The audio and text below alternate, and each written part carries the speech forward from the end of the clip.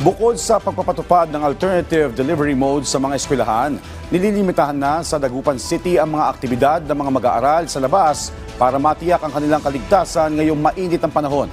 Yan ang balitang pambansa ni Ricky Kasipit ng Radyo Pilipinas, Dagupan.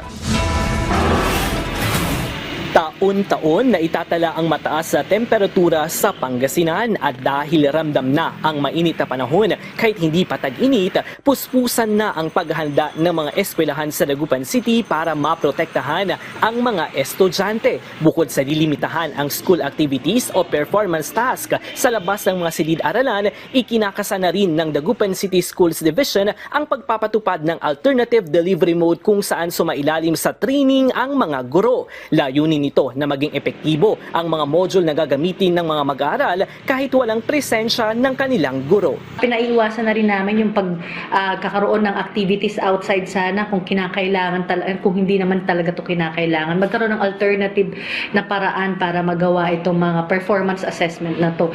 Ayon sa Pag-asa, sa pagpasok ng buwan ng Marso, pumalo sa 42 degrees Celsius ang heat index o damang init sa Dagupan City, pinakamataas sa buong bansa at maaari pang tumindi sa mga susunod na buwan. Pinakamataas na nasusukat natin na temperatura ay yung buwan ng Mayo at saka Abril.